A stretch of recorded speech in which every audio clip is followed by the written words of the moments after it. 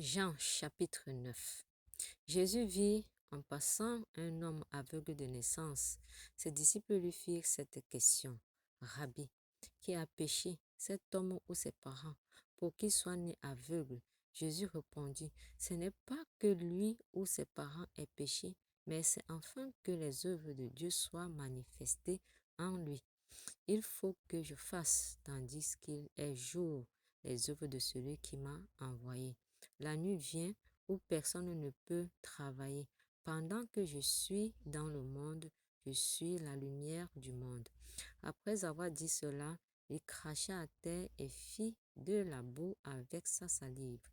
Puis il appliqua cette boue sur les yeux de l'aveugle et il dit, va et lave-toi au réservoir de Siloé, nom qui signifie envoyé. Il y alla, se lava et s'en retourna, voyant clair. Ses voisins et ceux qui auparavant l'avaient connu comme un mendiant disaient, n'est-ce pas là celui qui se tenait assis et qui mendiait? Les uns disaient c'est lui, d'autres disaient non, mais il lui ressemble. Et lui-même disait c'est moi. Ils lui dirent donc, comment tes yeux ont-ils été ouverts?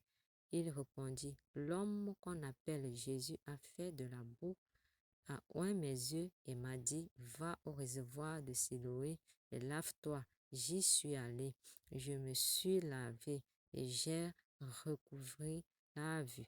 Ils lui dirent, où est cet homme? Il répondit, je ne sais. Ils menèrent vers les pharisiens celui qui avait été aveugle.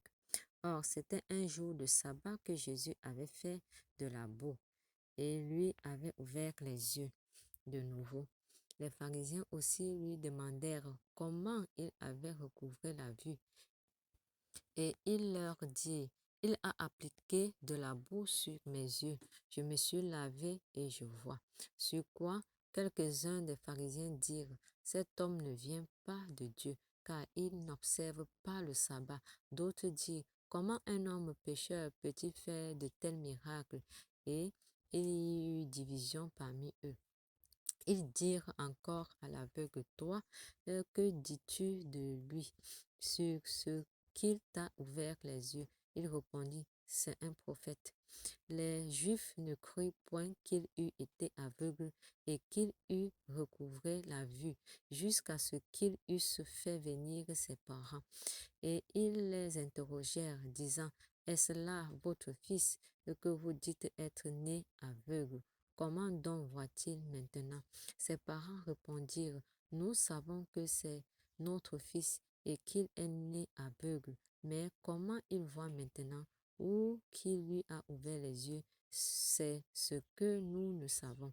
Interrogez-le lui-même, il a de l'âge, il parlera de ce qui le concerne. Ses parents dirent cela parce qu'ils craignaient les Juifs, car les Juifs étaient déjà convenus que si quelqu'un reconnaissait Jésus pour le Christ, il serait exclu de la synagogue. C'est pourquoi ses parents dirent, il a de l'âge, interrogez-le lui-même. Les pharisiens appelèrent une seconde fois l'homme qui avait été aveugle et ils lui dirent, donne gloire à Dieu. Nous savons que cet homme est un pécheur. Il répondit, s'il est un pécheur, je ne sais. Je sais une chose, c'est que j'étais aveugle et que maintenant je vois. Ils lui dirent, que t'a-t-il fait? Comment t'a-t-il ouvert les yeux? Il lui répondit, je vous l'ai déjà dit et vous n'avez pas écouté. Pourquoi voulez-vous l'entendre encore? Voulez-vous aussi devenir ses disciples? Il l'injuriait et dit, c'est toi qui es son disciple. Nous sommes disciples de Moïse.